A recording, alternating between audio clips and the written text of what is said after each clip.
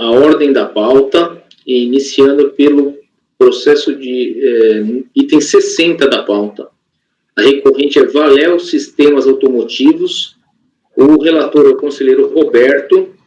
E aí o conselheiro Roberto até já nos adiantou, né, no final da parte anterior do nosso julgamento, né, que nós temos os 60, 61, 62 e 63, são 4 processos desse contribuinte, que dá para se julgar em 2 pares, aí, dado os temas que vão ser analisados, e eu deixo para o conselheiro Roberto aí avaliar como é a melhor maneira de relatar e nos colocar a par dos assuntos.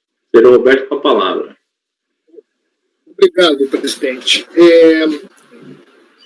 Desses 4 processos da Valeo, o processo de item 60 e 63 se reportam a situações semelhantes, né?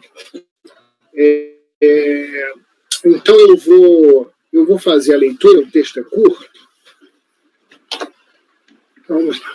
Trata-se de recurso interposto por Valeo Sistemas Automotivos Limitada, pessoa jurídica já qualificada nos autos, contra o acórdão X da primeira turma da DRJ Campinas, que negou o provimento à manifestação de inconformidade da recorrente e, dessa forma, não homologou a compensação declarada. A recorrente tinha apresentado declaração de compensação, informando como crédito um pagamento de imposto de renda na fonte, cujo valor teria sido recolhido em duplicidade. A unidade local, a DRF Jundiaí, não tendo confirmado a existência do DARF, negou o direito ao crédito e, em consequência, deixou de homologar a compensação. Não resignada, a recorrente apresentou manifestação de conformidade, a que a DRJ Campinas negou o provimento em acórdão assim emendado. Eu peço licença para não ler a emenda. Contra a decisão foi interposto recurso. Arguiu-se preliminarmente a nulidade do acórdão recorrido, que não homologou a compensação, fundado na impossibilidade de correção de erro material no preenchimento da DECOMP e na impossibilidade de utilização de crédito da empresa incorporada pela recorrente. A recorrente é incorporadora. Disse a recorrente que o segundo fundamento não constava do despacho decisório, sendo, pois, uma inovação trazida pela DRJ, o que torna nula a decisão recorrida. Ou, por outro lado, visto de motivação do acórdão, pois teria deixado de fundamentar a decisão em normas válidas à época do fato. Além disso, os dispositivos legais indicados para dar suporte à decisão seriam genéricos, não permitindo a compreensão do ato administrativo praticado. Aduziu, ademais, ter havido inovação no critério jurídico do lançamento, desrespeitando o disposto no artigo 146 do CTN, que consagra o princípio da imutabilidade do lançamento. No mérito, afirmou que a controvérsia decorre da incorporação em 30 de 11 de 2000 da empresa Vale do Brasil, Comércio e Participações Limitada, pela recorrente, que é a Valeo Sistemas Automotivos Limitada. Isso porque alguns tributos que já haviam sido pagos pela empresa incorporada passaram a ser exigidos da incorporadora. A recorrente alega que fora necessário, para realizar a incorporação, apresentar certidão negativa de tributos federais, fato que, a seu juízo, comprovaria que os tributos exigidos relativos a períodos anteriores a novembro de 2000 estavam regularmente recolhidos. Ainda assim, fez o pagamento. Essa seria a causa da duplicidade. Para realizar o pagamento, a recorrente emitiu o DARF informando seu número de inscrição no CNPJ. Ao observar o equívoco, providenciou a retificação do DARF. Porém, a DECOMP veio a ser apresentada com o CNPJ da empresa incorporada. Tal divergência fez com que o DARF não fosse encontrado. Esse erro, entretanto, não teria o condão de impedir que a recorrente aproveitasse o crédito a que tinha direito. Ao contrário, deve prevalecer o princípio da verdade material. Com esses fundamentos, requereu a nulidade do acórdão recorrido e o integral provimento do recurso é o relatório. Não sei se ficou claro aqui, né? Houve a incorporação. Para fazer a incorporação, a empresa, a recorrente, precisou exibir certidão negativa. Depois da incorporação, ela foi demandada a pagar um débito da incorporada. Como ela não achou o DARF, ela recolheu o tributo. Só que o raciocínio foi o seguinte: como ela tinha certidão negativa, ela deduziu que, tendo a certidão negativa, todos os débitos da incorporada já haviam sido recolhidos, inclusive aquele que estava sendo cobrado e que gerou o pagamento a destempo. Mas vamos ao voto. Cabe de início examinar... o recurso é tempestivo e atende aos demais requisitos de admissibilidade. Cabe de início examinar a alegação de nulidade do acordo recorrido. Os vícios que tornariam nula a decisão, segundo a recorrente, são dois: inovação de critério jurídico e falta de fundamentação legal. A inovação de critério jurídico é inadmissível em se tratando de auto de infração e lançamento de crédito tributário em geral. Nessa hipótese, o órgão julgador, seja a DRJ ou o CARF, não pode acrescer nem substituir os fundamentos adotados pela autoridade lançadora. A mesma rigidez, todavia, não se verifica quando se examinam pedidos de restituição e compensações. Nos processos que envolvem reconhecimento de direito creditório contra a fazenda, é necessário verificar se o crédito efetivamente existe. Não se pode perder de vista que arrecadar é a função do fisco, que esse órgão não transfere dinheiro público para o administrado, salvo em caráter excepcional. O reconhecimento de direito creditório exige prudência, em nome da qual se admite que o procedimento de verificação do direito, que começa na unidade local, possa se estender para a DRJ, quando isso se faça necessário em vista da apresentação pelo contribuinte de fatos e informações sonegadas à autoridade local ou fornecidas a ela de maneira deturpada.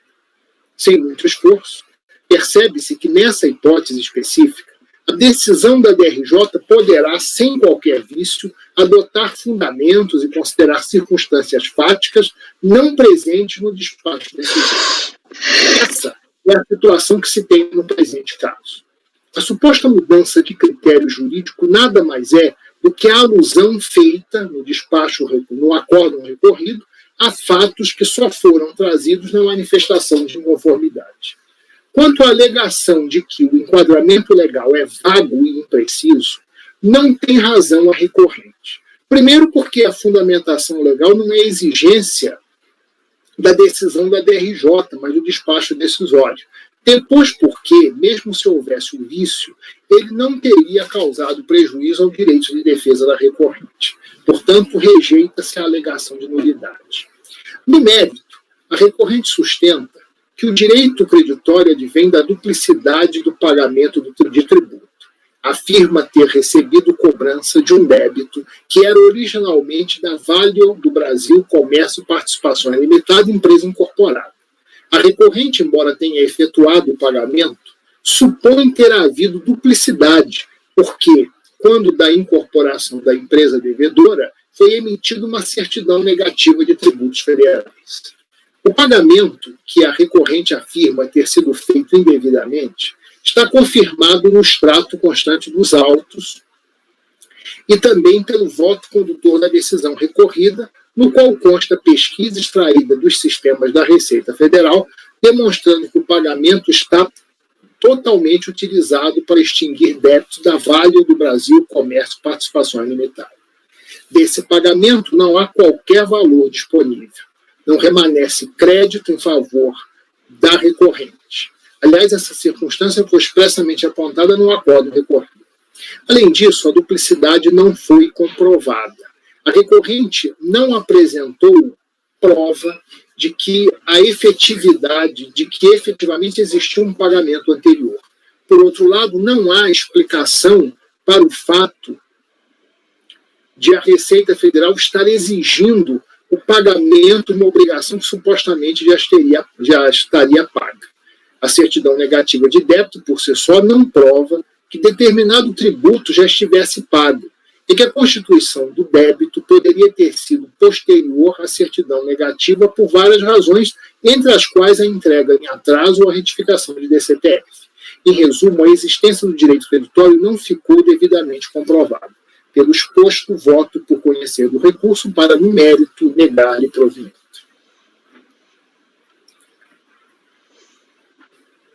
Certo.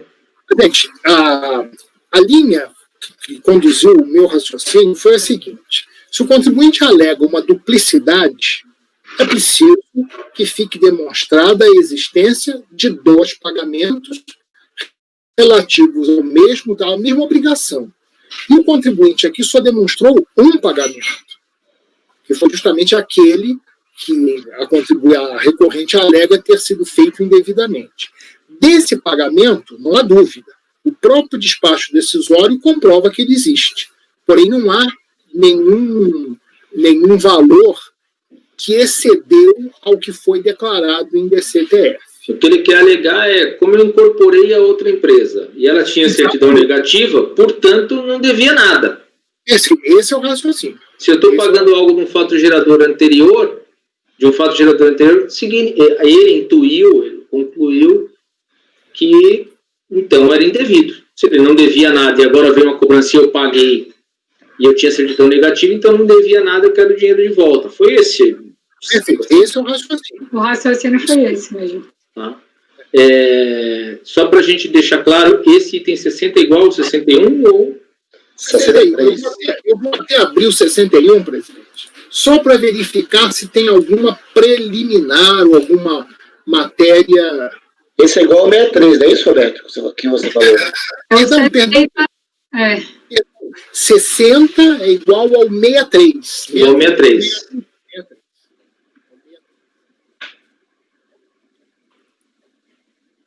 Vou ver aqui se não tem nenhuma matéria prejudicial ou alguma preliminar. Não.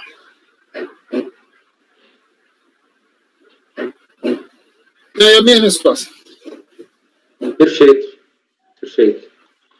Então, senhores, alguma dúvida? Podemos ir para a votação. Itens 60 e 63 da pauta. O conselheiro Roberto está negando provimento aos recursos. Fundamento ausência de provas, não é isso? Exatamente. Conselheiro Dornelas. Acompanho o relator. Conselheiro Lisandro. Acompanho o relator. Conselheiro Rogério. Acompanho o relator. Conselheira Giovana. Acompanho o relator. Conselheiro Lucas. Acompanho o relator. Conselheira Bianca. Acompanho o relator. Eu também acompanho o relator, então, por unanimidade de votos, negar provimento aos recursos dos itens 60 e 63. Senhor Roberto, item 61, provavelmente 62, que você consegue relatar em conjunto, né? Vamos lá. Bom, esse processo aqui, ele já apresenta uma diferença em relação ao outro. Porque o que aconteceu? O contribuinte foi demandado de uma dívida da incorporada, ou seja, perdão, ele recebeu a cobrança, não conseguiu encontrar, isso é o que ele alega, não conseguiu encontrar a prova do pagamento, e aí foi e fez o recolhimento. Só tem um detalhe, esse recolhimento foi feito, essa cobrança foi feita quando o débito já se encontrava inscrito em dívida ativa. O débito já estava inscrito em dívida ativa, e ele pagou. Posteriormente, ele encontra os DARFs. E aí, ele faz a apresentação da DECOMP, indicando como pagamento indevido aquele pagamento feito lá na PFM. Eu já até vou adiantar o voto. Não, eu não dei, estou votando por não dar provimento ao recurso, entendendo que esses débitos inscritos em dívida ativa, eles não são passíveis de compensação. Não são passíveis de compensação na sistemática da Lei 9.430. E eu já vou adiantar aqui um ponto, que é o ponto polêmico, eu penso, desse processo, é que na lei 9.430, não existe uma restrição expressa proibindo que se compense o pagamento feito na PFN se esse pagamento for indevido. O que existe de restrição na 9.430 é para compensar com débitos inscrito em dívida ativa. Não sei se eu fui claro aqui no que eu disse. Se for o débito contribuinte já estiver inscrito em dívida ativa, a lei diz claramente que a compensação não é cabível. Mas ela não fala o oposto, na hipótese de um pagamento indevido de débito inscrito em dívida ativa.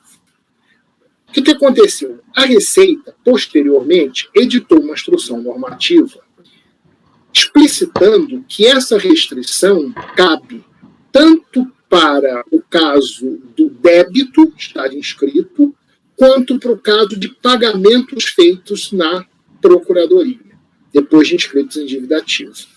E eu estou entendendo aqui que essa instrução normativa não criou um óbice, ela simplesmente fez uma interpretação do dispositivo legal e extraiu o entendimento que já estava, de certa forma, contido naquele dispositivo.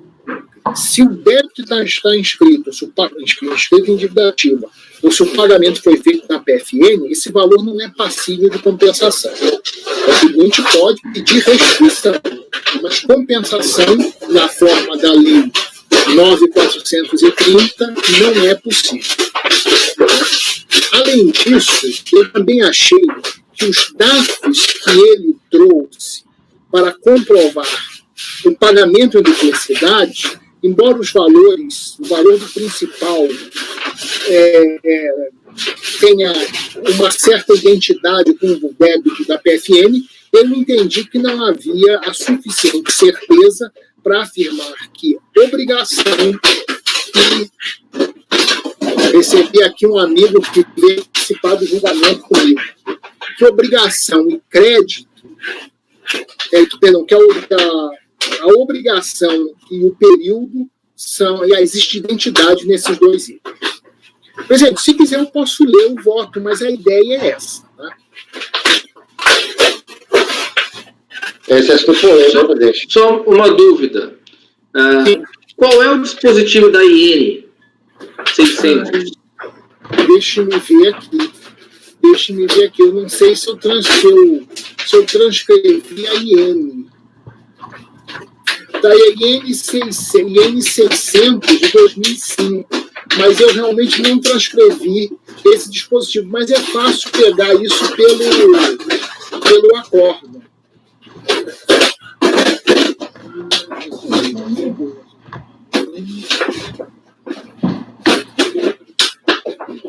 Presidente, vamos ter que abrir o processo.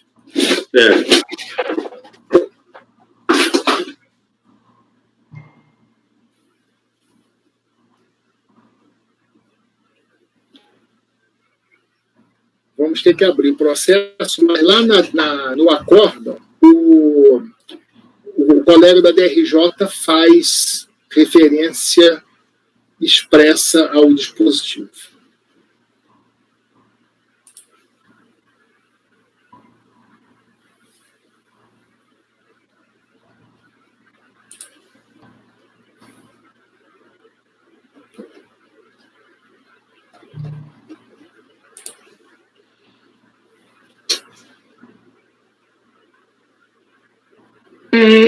Em relação a isso, conselheiro Roberto, apesar de naquela vedação a possibilidade de compensação, que ele diz que a gente não pode compensar com débito que já foi inscrito na Procuradoria, no caput do artigo 74, ele diz que será objeto de compensação restrição relativa a tributo ou contribuição administrado pela Secretaria da Receita Federal. Eu acho que aí é que no momento que o pagamento é feito na Procuradoria, esse crédito não é um crédito administrado pela Secretaria da Receita Federal, ele é administrado pela Procuradoria. Existe uma diferença. O tributo é um tributo IRPJ, é administrado, né, enquanto não inscrito em dívida ativa, ele é administrado pela Secretaria da Receita Federal. Depois de inscrito, ele é administrado pela Procuradoria, inclusive para a execução judicial. Então, por exemplo, em vários casos que você tem que reconhecer um pagamento indevido, até para efeito de restituição, não é um procedimento de compra e tem que ter o aval da Procuradoria para dizer, é ele quem diz que aquele crédito dele lá é indevido, não é nós, não somos nós que estamos administrando. Eles que reconhecem o crédito e a Receita só efetua o pagamento. Ela só efetua o pagamento. Então, é a mesma discussão que a gente teve num processo, até que eu fiz o voto vencedor, que era uma parcela do FINOR, dedicada ao FINOR. E aí o contribuinte queria que a gente reconhecesse, e a partir do momento que aquela verba foi destinada ao FINOR, a gente não tem o poder de dizer que o pagamento foi indevido. Se ele paga um débito, um valor de um débito, ainda que o IRPJ é administrado pela Receita Federal, ele é administrado até o momento que ele é inscrito em dívida ativa.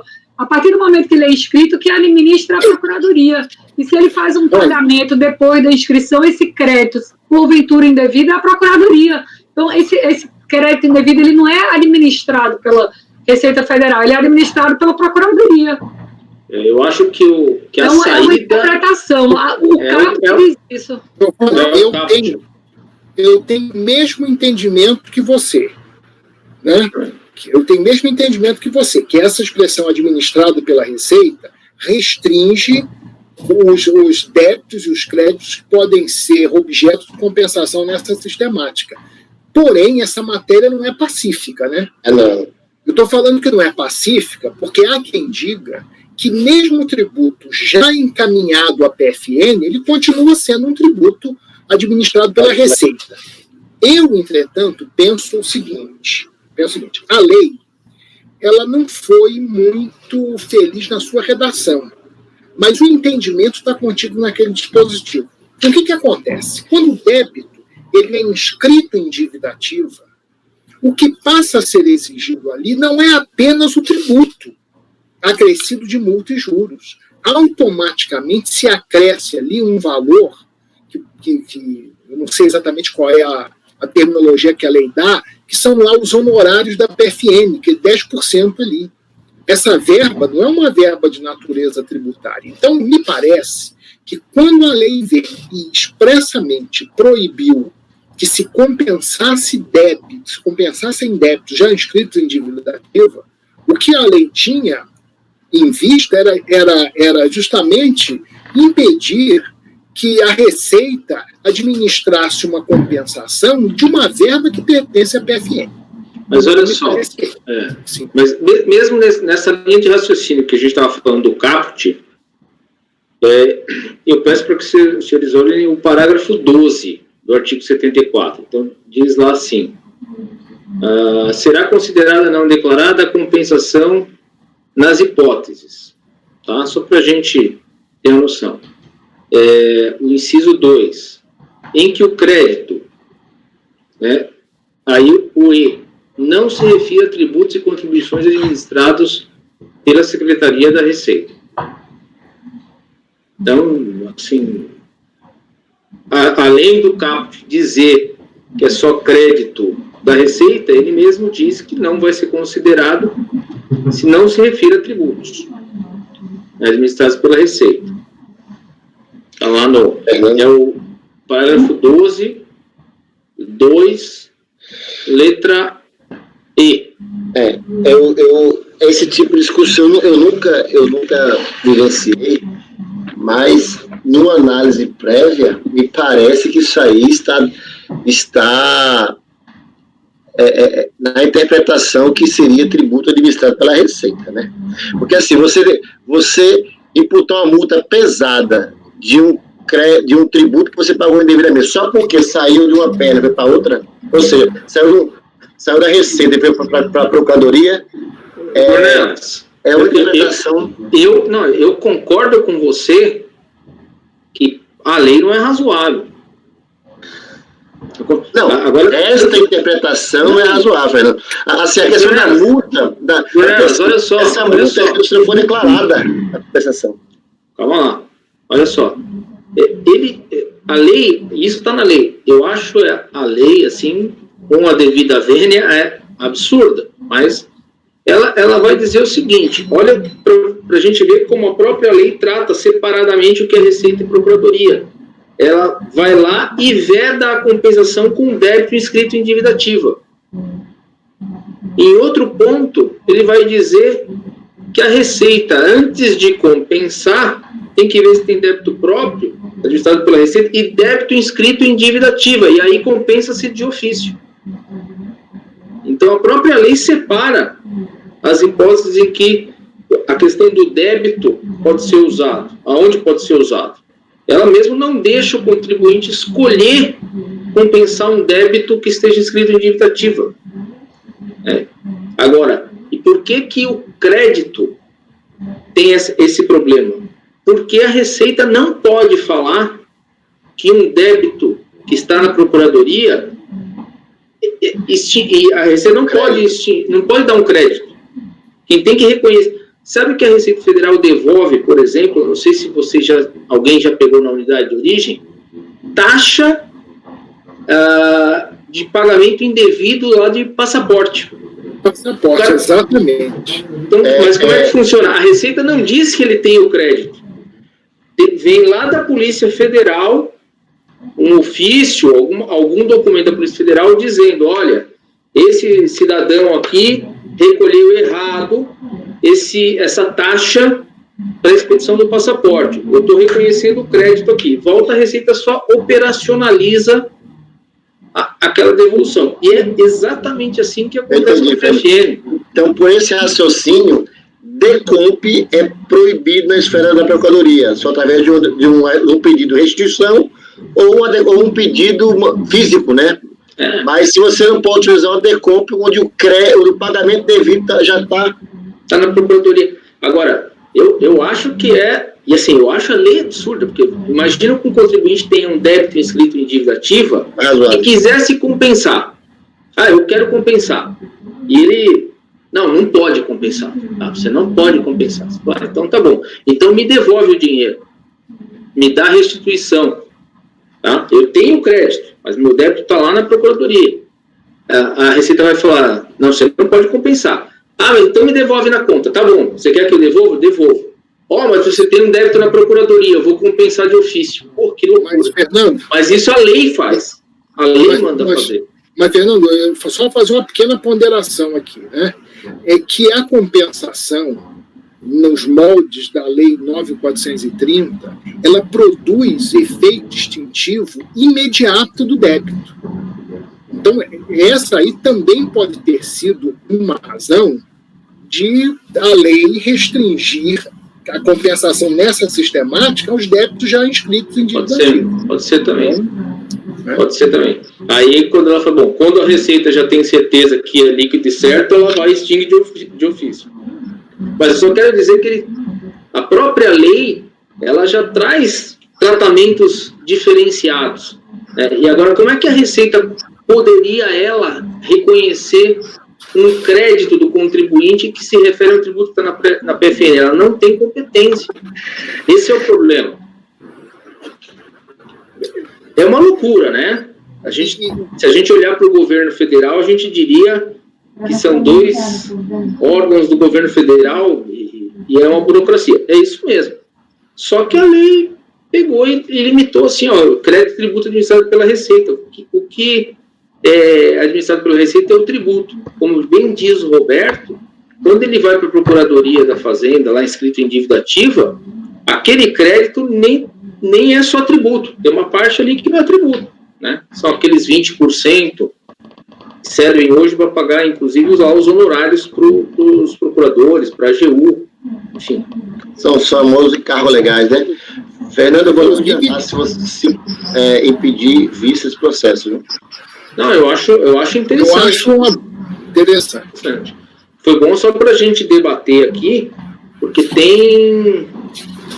tem questões que não soam bem, né? A gente ouve assim e fala assim, não é possível que esse negócio pode ser tão burocrático. Agora, analisa sobre esses aspectos, assim, de que a nossa nível burocrático é tão grande que separa o que é administrado pela Receita e o que é administrado pela Procuradoria. Inclusive, quando eles vão falar quanto tem de crédito, quanto deve para a Receita, quanto deve para a PGFN, são institutos... Eu adianto, não consigo compreender, como o Giovana falou aí, que isso aí seja igual àquela situação do FINOR. A situação do FINOR compreendi de fato como ocorreu. Acho até que eu acompanhei até o voto de Giovana, mas para mim, assim, essa situação é diferente. O FINOR, o FINOR, vamos dizer assim, ele é o fim do fim, né? Assim, é uma situação bem extremada, né? Olha, isso aqui, inclusive, não foi aplicado em tributo, é aplicado lá, né? Ao fim e ao cabo, vai lá para uma empresa, vai lá para uma região, lá para benefícios. Aqui não. Aqui, assim, do ponto de vista de quem está pagando, você está pagando tributo para aos cofres públicos. Aqui entrou os cofres públicos de dinheiro. Então é diferente, Rosana, com todo respeito, é diferente. O FINOR digamos assim, é o extremo do que a gente está comentando aqui. Não sei se é o artigo 7574, mas não sei se o artigo 7574 faz no CTN faz essa divisão como cabe, como está se fazendo nessa interpretação aí, de separar os cofres públicos em Receita e Procuradoria para fins de restituição. Deixa eu passar para a Giovana. Giovana quer falar. Eu queria, Ornelas, tentar dar um esclarecimento com questões práticas. Por exemplo, existe o tributo IRPJ, CSLL, é o mesmo tributo, só que ele, em determinado momento, ele é administrado pela Receita Federal. A partir do momento que ele é inscrito em dívida ativa da União, ele é administrado pela Procuradoria Geral. Tanto é que eu vou lhe dar alguns exemplos. O primeiro, ele tem um código de arrecadação quando ele está na Receita Federal. A partir do momento que ele é inscrito na dívida ativa, esse código de arrecadação, o 0220, o 2089, o 2362, aqueles códigos de arrecadação que a gente está acostumado a trabalhar, ele muda. Quando ele vai para a Procuradoria, ele recebe uma numeração. Para cada tributozinho que tem na Receita Federal, administrado pela Receita Federal, para cada código de arrecadação, ele tem um código respectivo para inscrição em dívida ativa. Por quê? Porque no orçamento da União, essas rubricas são tratadas de maneira diferente. Uma é da Receita, administrada pela Receita Federal, outra é pela Procuradoria. Senão, você pegava o código 2362, está lá na Receita Federal, inscreveu em dívida ativa, manteria o mesmo código. Por que você vai mudar? Porque aquilo ali é administrado de maneira diferente. Entendeu? Inclusive, para efeito dos cofres públicos. O outro exemplo que eu vou te dar é que existe, você botar aí na internet, você vai ver, tem um formuláriozinho. Quando o débito, a pessoa declarou lá em DCTF, esqueceu de retificar, foi inscrito em dívida ativa. O crédito já está inscrito. Existe um formulário que é pedido de revisão de débito inscrito em dívida ativa. E aí o que é que acontece? Essa análise, se foi algum fato, se o contribuinte diz, não, eu paguei, estava pago, eu parcelei, se foi antes da inscrição, quem analisa é a Receita Federal. Se o contribuinte alega que não tem aquele débito por alguma razão que foi posterior à data da inscrição, não é mais a Receita Federal que analisa, é a própria Procuradoria. Por exemplo, o contribuinte tem uma ação judicial. Ele tinha uma medida que suspendia o débito. Antes da inscrição, o débito foi inscrito, quem revisa é a Receita Federal. O contribuinte tem uma ação judicial. A ação judicial não tinha nenhum liminar, não tinha nada suspendendo, foi inscrito em dívida ativa. Sai um liminar para suspender. Quem suspende? A Receita a Procuradoria. Depende. Se foi posterior à inscrição, quem suspende é a Procuradoria. Porque é ela quem administra depois da inscrição. Então, existe essa separação. Para quem está fora, não enxerga isso. Então, eu vou ver depois, dar até uma olhada nesse formulário de pedido de revisão, eu acho que tem alguns normativos que eles esclarecem exatamente isso. E o controle da arrecadação dessas receitas é feito de maneira distinta. para o momento em que a Receita Federal administra e o momento posterior à inscrição. Tá. Só... Você me Deixa eu permite falar uma coisa aqui. Tá. Não, pode falar. Não, eu só ia dizer, aproveitando aí essa esteira aberta aí pelas observações da Giovana, que essa regra restritiva, em nenhum momento, está deixando de reconhecer o direito do contribuinte à restituição daquilo que ele pagou indevidamente.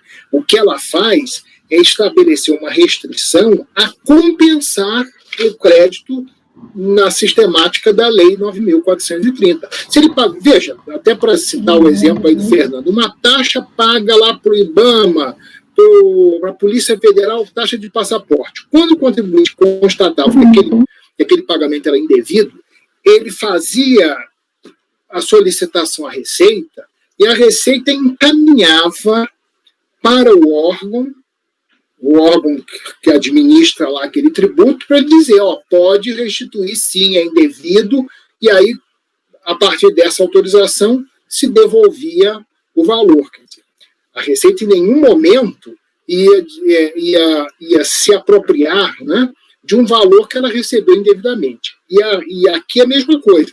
Se ele pagou indevidamente na PFN, não quer dizer que aquilo ali não possa ser recuperado. O que não pode é ser utilizado para compensar um outro débito, se valendo da sistemática da 9.430, que opera, é bom a gente nunca perder de vista isso, a extinção do débito imediatamente, ainda que seja sob condição resolutória.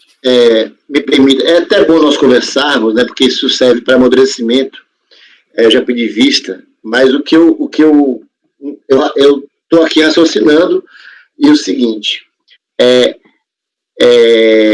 os argumentos que eu vi foi muito com relação à gestão, né, Giovana? A gestão de o débito X e o débito Y, no lugar Y no lugar X. Quando eu vou para a lei, veja só, da mesma forma, isso estou ainda raciocinando, mas da mesma forma que eu não posso devolver aquilo que não entrou nos cofres públicos para poder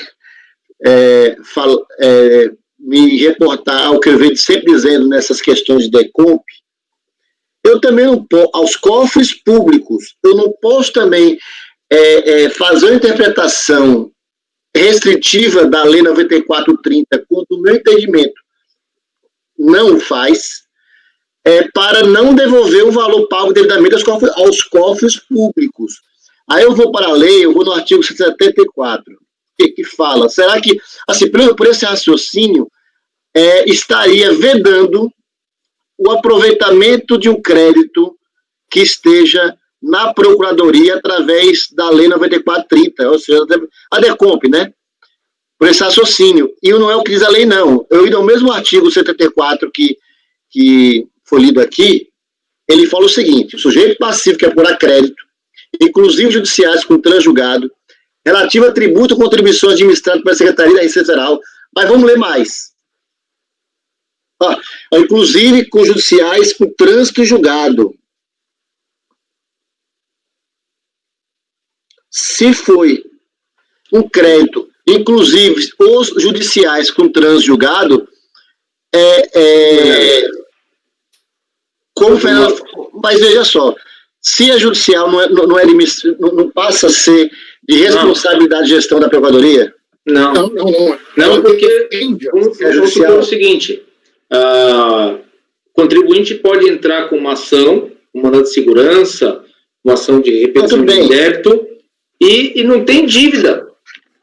Tudo bem. Porque daí, na verdade, o contribuinte está pedindo um dinheiro de volta. Tá, esse crédito foi formado lá na Procuradoria, sei lá, não sei o que. Eu não vejo restrição, Fernando, nessa divisão que vocês estão fazendo dos cofres públicos entre Receita e Procuradoria, a não ser através de gestão administrativa do crédito tributário. Eu compreendo isso, essa parte de direito público financeiro, mas quando se trata de um não, mas assim, Dornelas, crédito fiscal... Você está com vista, só peço para você olhar, assim, é que são coisas que passam, às vezes, para a gente meio, né, até despercebido. Então, se tem um tributo lá administrado pela Procuradoria, por que a gente está falando? Parece tudo burocrático, mas o próprio CTN trata de forma isso burocrática e separado. Então, se você for pegar lá, quando você estiver no artigo 142 do CTN, ele vai falar a autoridade competente, a autoridade administrativa, no caso ele fala do 142, para fazer o lançamento.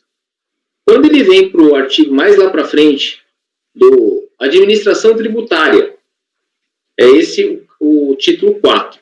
Capítulo 1, fiscalização. Ele vai falar até dos poderes da fiscalização, vai falar da autoridade competente, de intimações, papapá. Quando ele vai para o capítulo 2, ele fala dívida ativa. E aí ele vem e coloca, constitui dívida ativa da União, vem papapá. Daí ele vem assim, ó. Primeiro, regularmente inscrita na repartição administrativa competente. Então, aí o 202, o termo de inscrição de dívida ativa é autenticado pela autoridade competente, porque a Receita encaminha para a Procuradoria, mas quem inscreve em dívida ativa é a Procuradoria. Bem, só você. Não, só estou te dizendo isso. Aí se você for na Lei Complementar 73, que vai falar da Advocacia Geral da União, vai falar da Procuradoria da Fazenda, de novo ele vai dizer lá, a Procuradoria Geral da Fazenda Nacional, órgão administrativamente subordinado ao titular do Ministério da Fazenda, compete especialmente apurar a liquidez e certeza da dívida ativa da União.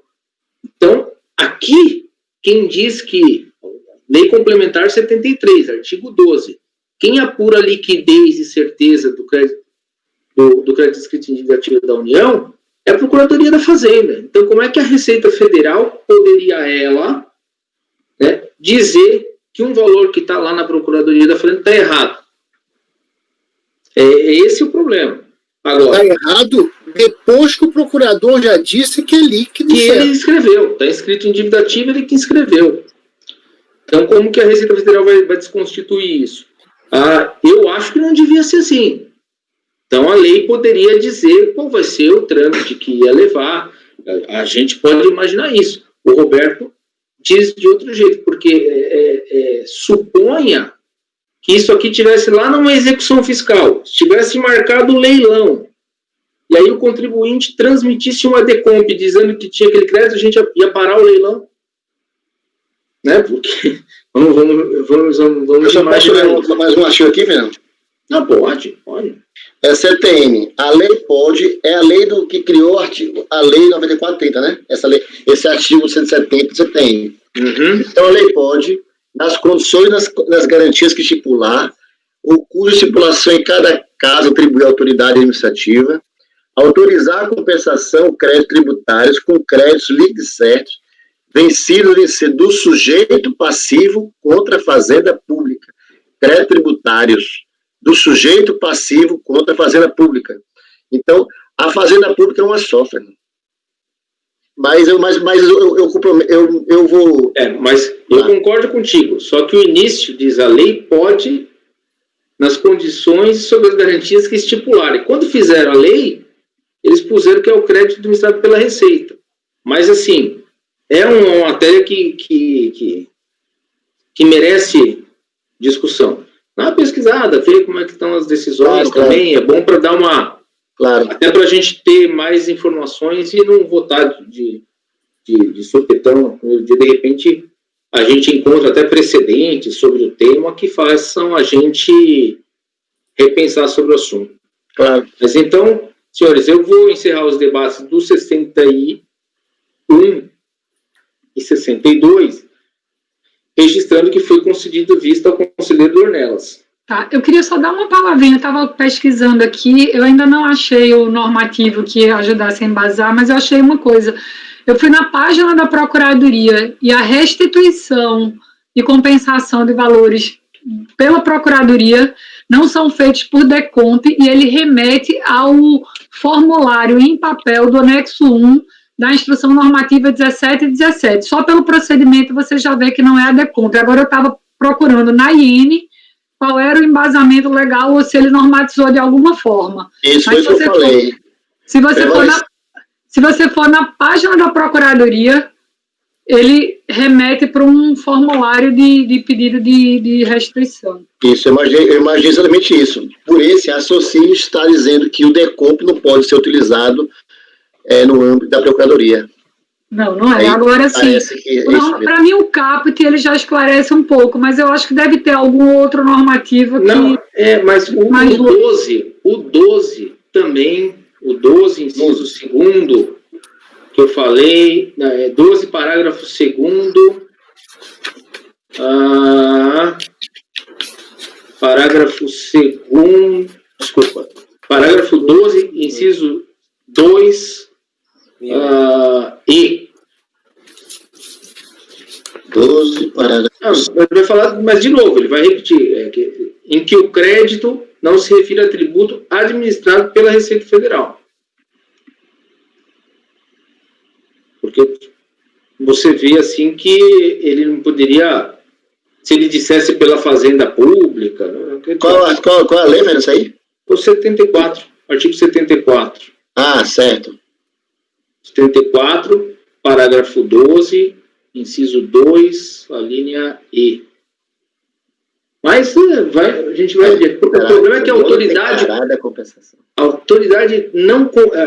competente, né? E por que ele faz isso, Dornelas? Eu acho que é muito esse o problema aqui. É para a Receita ou o contribuinte de responsa própria, ele mesmo, sem precisar de ninguém, simplesmente pegar um negócio que está lá inscrito em dívida ativa e dizer que ele tem direito. Está lá, não, isso aqui é meu. Poxa, como é que fica isso, tanto em relação ao crédito quanto ao débito?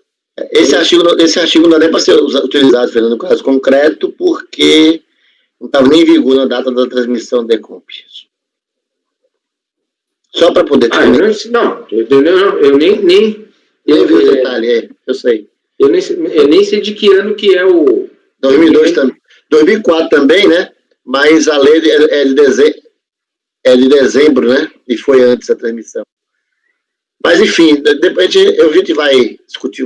Depois a gente segue adiante, porque essa hipótese de não declaração, ela foi nova, né? Então, a gente precisa analisar como um todo, porque o que a Receita criou com isso aqui? Criou alguns mecanismos que não suspendem a exigibilidade, já em razão disso, entendeu? Porque aí, se o cara quiser recorrer, o contribuinte quiser recorrer numa situação dessa, nem PAF ele tem, né? Então, pois as hipóteses que até permite esse, né? Nem suspende a exigibilidade, porque, assim, crédito terceiro, enfim, um cara de coisa errada lá. Exatamente. Mas não é... Dornelas, eu entendo o teu inconformismo, porque é um negócio que a gente só vê o nível da burocracia que a gente tem, né? Mas para estudar que, de repente, você nos convence. Traz alguma coisa aí também. Ou eu seja convencido o contrário. Não, mas eu acho que é um assunto que a gente não discutiu no colegiado e que é bem interessante. Bem interessante mesmo. Eu queria chamar só mais a atenção, eu estava olhando aqui, a questão da compensação de ofício que o Fernando falou, que é compensado, ele não pode compensar o débito inscrito na Procuradoria, mas a Receita Federal também não restitui se ele tiver esse débito e faz a compensação de ofício. Olha o que o artigo 89 da IN 1717 diz.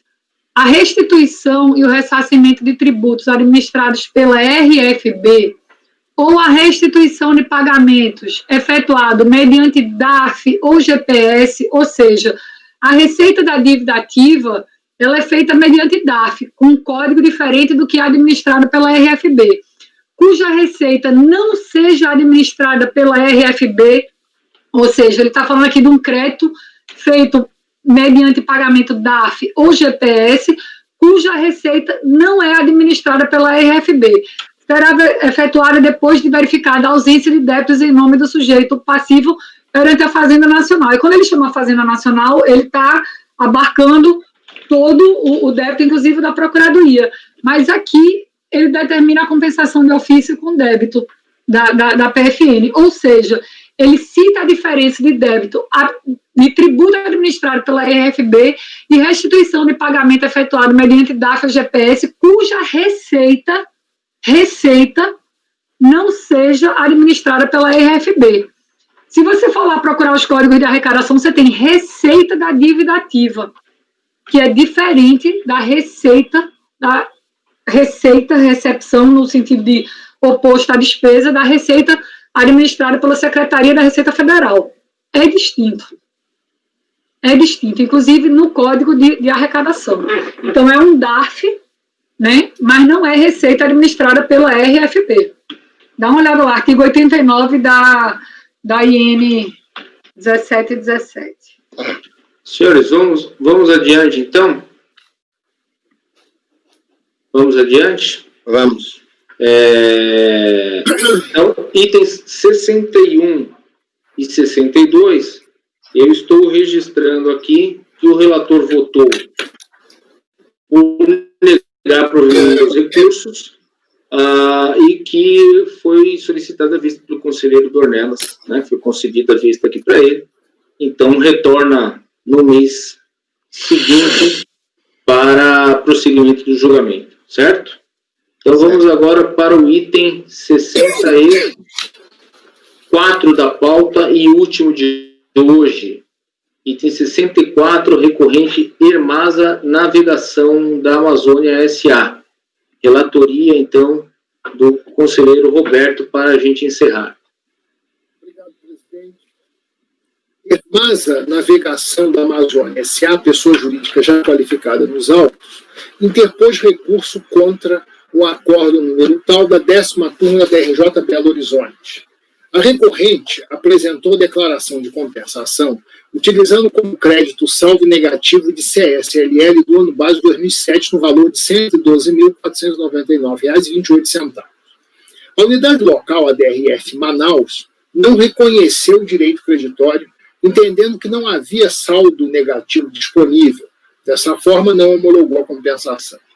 Não resignada, a recorrente apresentou manifestação de inconformidade a que a DRJ Belo Horizonte deu parcial provimento, admitindo a existência de um saldo negativo de R$ 20.216. A outra parte, R$ 98.283, foi glosada ao argumento de que as estimativas que a compunham haviam sido extintas por compensação posteriormente não homologadas.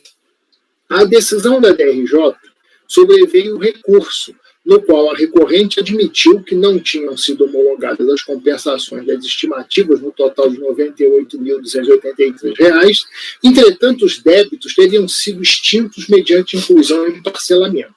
Disse a recorrente que quitou à vista os valores perseguidos em tais processos mediante a inclusão do crédito tributário, um refis editado pela Lei 11.941 de 2009.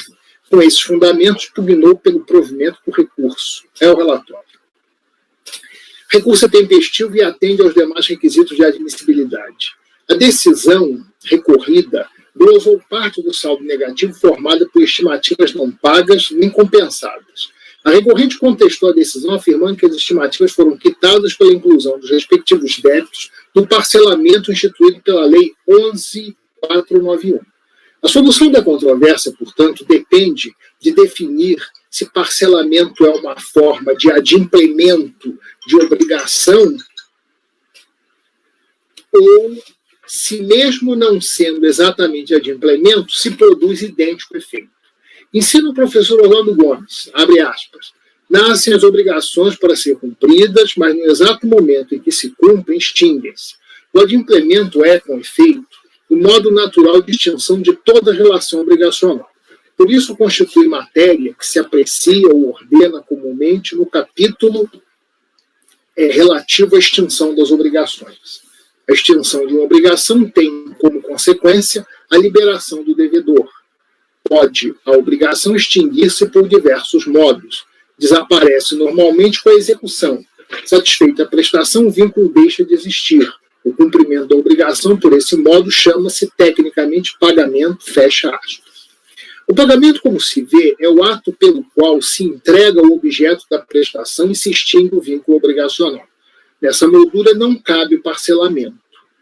Ainda, segundo a lição de Orlando Gomes, o pagamento está sujeito a algumas regras, entre as quais a que estabelece que o devedor não pode exigir do credor que receba por partes uma dívida que deva ser paga por inteiro.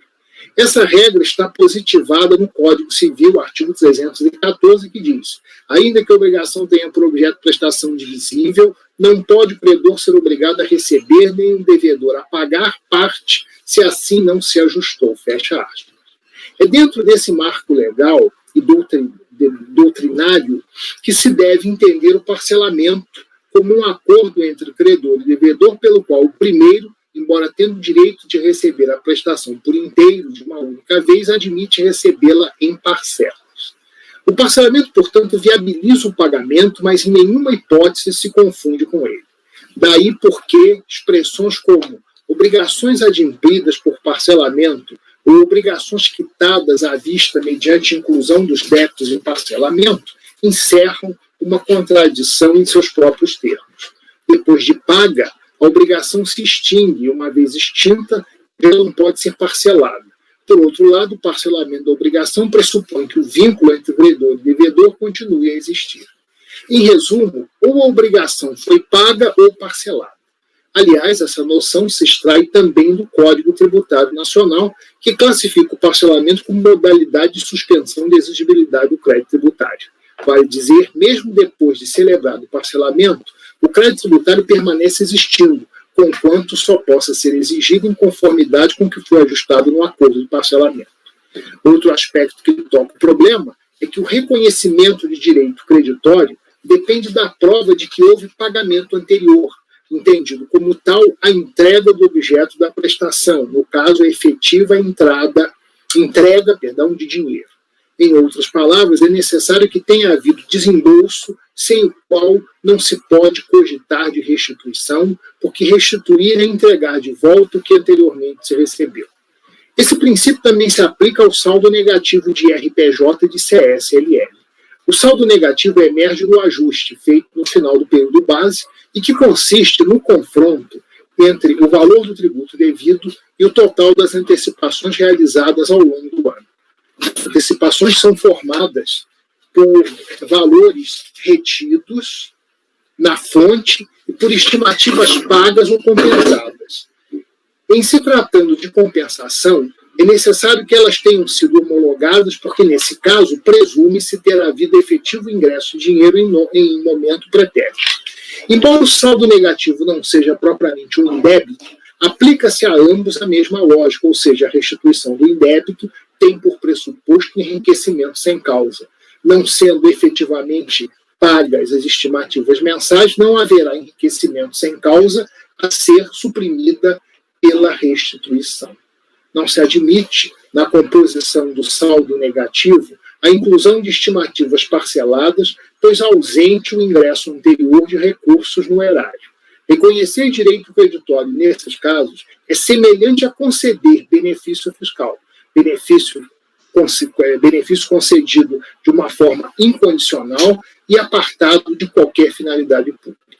Reconhecer direito creditório a partir de mero registro fiscal ou contábil que não encontra correspondência em um efetivo ingresso de recursos é, ao fim e ao cabo, entregar a um contribuinte tributo que foi pago por outro.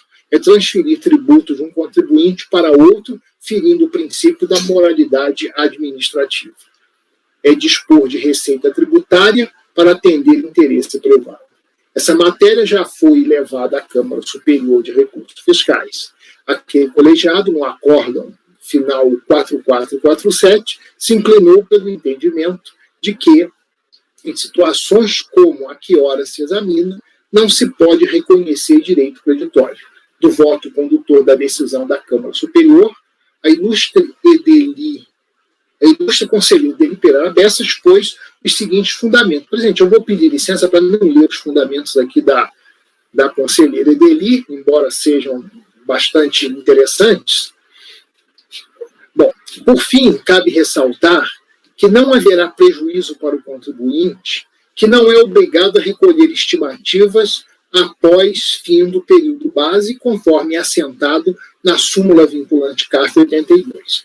Então, pelo exposto, voto por conhecer do recurso para, no mérito, negar-lhe provimento.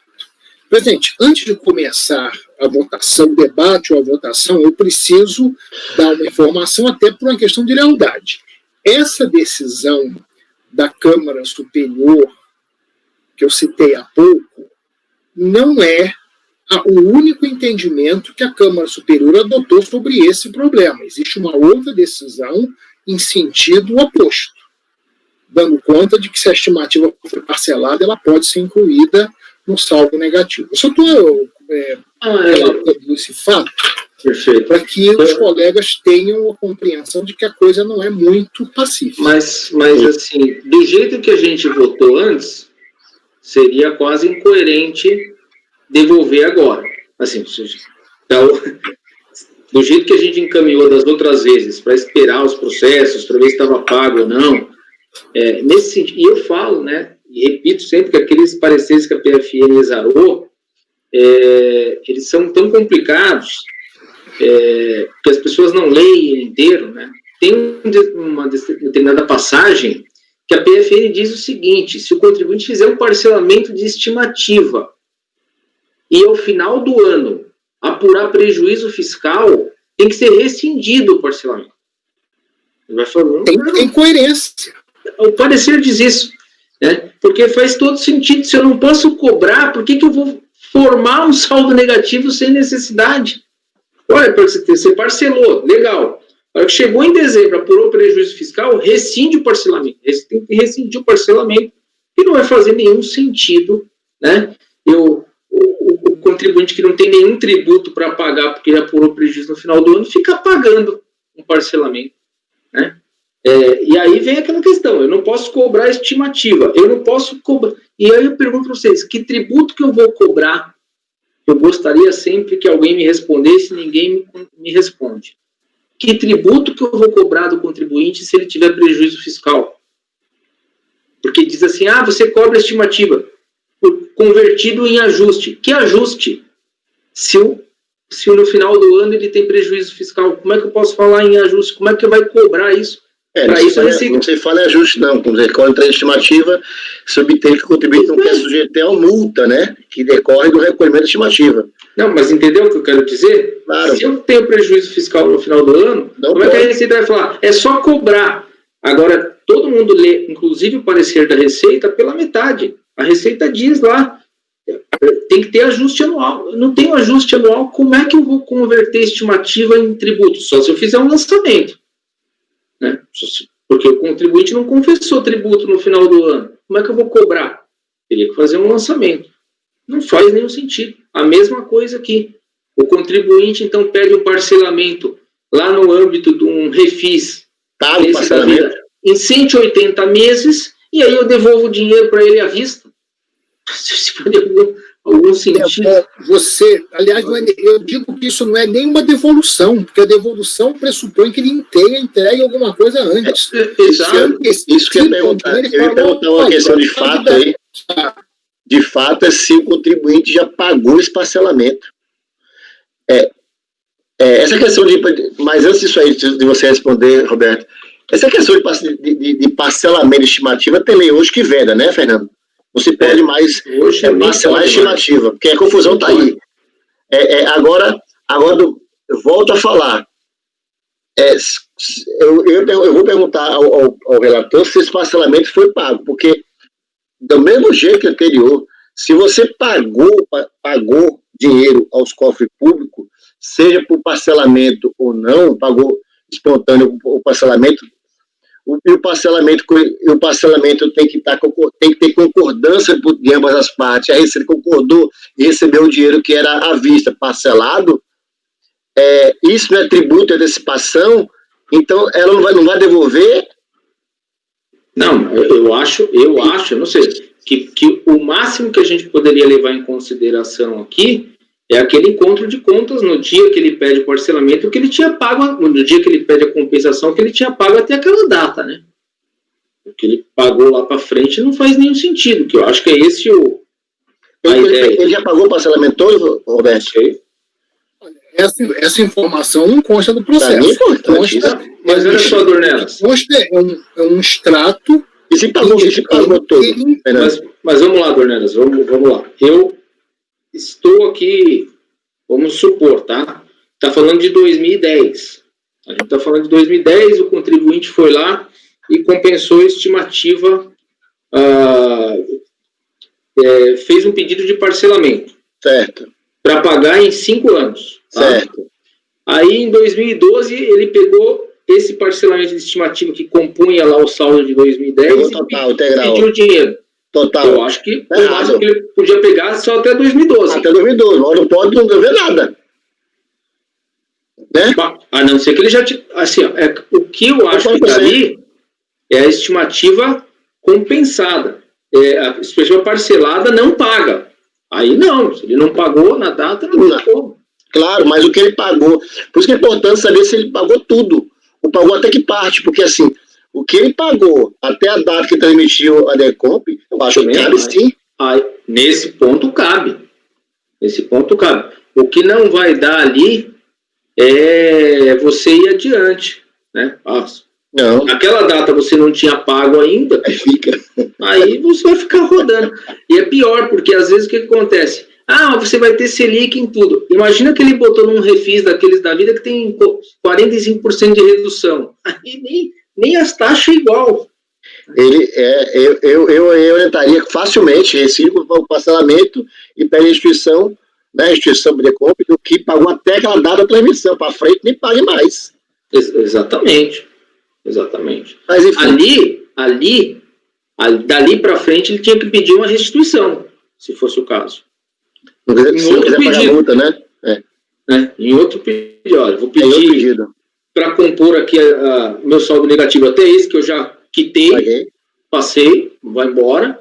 Agora, o restante, eu teria que fazer um pedido de restituição. Isso, porque é muito coerente isso aí, porque se houve concordância da Receita de receber parcelado, o que ele entregou de fato aos cofres públicos equivale a pagamento, sim. Aí sim, aí não tenho nenhuma dúvida. Tem que ser parcial. É aquilo que a gente está falando. O que ele pagou, leva. Agora, eu acho que o que eles estão dizendo ali, a estimativa é do saldo parcelado. Não é do... Eu estou em dúvida. Roberto também tem dúvida, eles que não sabem. Presidente, nós temos que ver a data de entrega da Decomp. Isso, essa lei aí do parcelamento é de 2010, não é isso? É recente, não? Não. 2018, não? Não. Ali é proibido compensar, né? Não, a lei, o parceladão alega, não, já tinha antes. Alega que parcelou na lei 11941/2009. Sim. A Decomp, pelo que eu estou vendo aqui, foi apresentada em 29/2/2008. Portanto, antes do parcelamento. Se o critério é a data em que ele apresentou a Decomp, então ele não teria direito a utilizar nada. Aí muda, né? Que veja, não sei se vocês se lembram daquele detalhe. No primeiro momento, ele fez uma compensação. E as estimativas compensadas compuseram o saldo negativo. Posteriormente, essa compensação não foi homologada. Ele desistiu e discutiu, o processo chegou ao fim já depois de ter percorrido todas as instâncias administrativas, e aí o contribuinte, então, decidiu levar aqueles débitos para o parcelamento especial. Então, tudo indica que no momento em que ele apresentou a Decomp, o débito não... A Decomp, os débitos de estimativa ainda não tinham sido parcelados. Viu, Dornelas? Eu lembro que você falou que, em geral, é vedado o parcelamento de estimativa.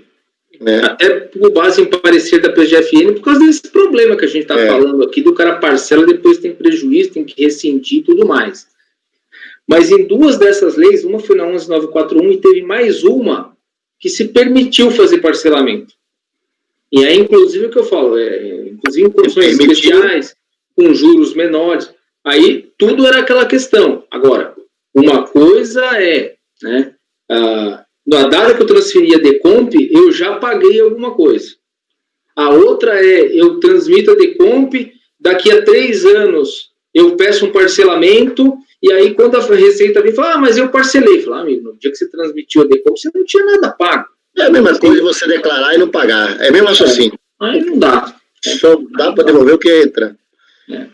Mas aí no caso específico, parece que a discussão não é essa não, Fernando. Porque na data que ele transmitiu a Decomp, não tinha pago nada. Não tinha pago nada. Então eu vou acompanhar para as conclusões, o Roberto. Eu concordo com o nosso amigo. Mas eu acho que o Roberto não discorda de você, né, Roberto? Discorda. Se ele tivesse pago... Discorda. Pelo voto dele, ele disse que se parcelou, não entra. Eu concordo com o Dornelas, quando o Dornelas diz que só pode restituir aquilo que foi pago. Tanto é que eu pedi a ele que me mandasse o acórdão, porque eu queria incluir nesse voto. Eu vou mandar hoje. Agora você concorda que o que pagou até a data da transmissão devolve, mesmo parcelado? Porque o seu voto diz isso não. Eu acho. Mas o meu voto não diz isso, porque essa matéria é impertinente, já que a Decomp foi transmitida em 29 de 2 de 2008, e ele só parcelou posteriormente. Só parcelou em 2011. Em 2009 a lei, né? Com essa observação e com a inclusão do voto, claro que eu concordo com você. Dornelas, eu preciso achar... Eu já julguei isso assim, a gente considerou explicitamente que tinha sido pago até aquela data, tá? Mas eu acho que eu lembro disso também. Nesse nosso caso, o parcelamento é posterior à Decomp, né? Não adianta. Posterior à Decomp. Tem uma vantagem, tá? Tem uma vantagem. Se alguém algum dia disser, não, o Dornelas votou assim e não permitiu que foi pago, é só assistir a gravação. Está bem claro aqui que, nesse caso, a Decomp foi transmitida bem antes tá nos autos, né? E segundo o nosso decano e amado e estimado Roberto, ele, no número da Decomp, diz a data que transmitiu lá. Então, está claro nos autos, inclusive no voto dele, nos autos, né? A informar o número da Decomp. Lá está a data da transmissão. Bom, ok, entendi. Isso. Alguma dúvida, senhores? Não? Viu, presidente? Eu vou até incluir na redação final desse voto esse detalhe que é bastante relevante para o Dornelas, a de que na época da transmissão da Decomp não havia o parcelamento. Não havia nenhum pagamento. Eu vou lhe mandar hoje, Roberto. Pode ficar tranquilo. Vou mandar para o grupo todo, né? O que vocês pediram aí. No grupo, por favor. WhatsApp. Isso aí. Agora, Giovana, é outro julgado, né, Giovana? Esse não. Tá, desculpa, vamos lá. Dornelas, é bom você mandar para o grupo todo, porque aí todos nós vamos poder citar esse voto, assim como nós citamos da conselheira Edeli, do conselheiro Fernando, vamos citar o seu também. Rapaz, eu estou muito bem acompanhado, Edeli, Fernando, né, Giovana? Pois é, manda para a gente poder citar. Senhores, então vamos lá. O último item 64, Hermasa, o conselheiro relator Roberto votou por negar provimento ao recurso voluntário. Alguma dúvida? Podemos colher os votos. Nenhuma dúvida. Conselheiro Dornelas. Acompanho o relator. Conselheiro Lisandro. Acompanho o relator. Conselheiro Rogério. Com o relator. Conselheira Giovana. Acompanho o relator. Conselheiro Lucas. Acompanho o relator. Conselheira Bianca. Acompanho o relator. Eu também acompanho o relator, então, item 64 da pauta, por unanimidade de votos, negar provimento ao recurso voluntário, julgamentos da sessão do dia 14, dos 7 às 14 horas, encerrados. Então, eu peço à nossa colega Val que possa interromper aí a gravação.